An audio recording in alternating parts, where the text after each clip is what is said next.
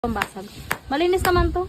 Kung iintayin ko yung pangkaskas ng yelo na in-order ko na hanggang ngayon ay nasa China pa rin, abay, hindi ako makakapag-negosyo. Out of delivery na yung pangkaskas ko ng yelo. Hanggang ngayon, out of delivery pa rin. Wala tuloy akong magamit. Diyos ko. Diba naman?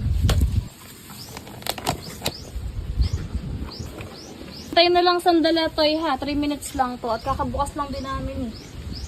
Nakatabi pa yung mga stock ng sago. Kasi naman, pinapalabas ko na kanina, hindi pa inilabas. Kaya nga kumuha ng tauhan para may katulong. Ako din nagawa. Ay nako.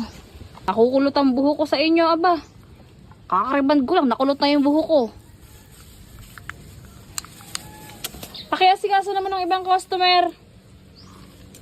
May ginagawa ako dito. 30 pesos to toy ha, halo-halo to eh. Natapon na. Wait lang, kunin ko lang yung gatas. Okay na tayo. Doon ka na lang magbayad tayo sa kabila.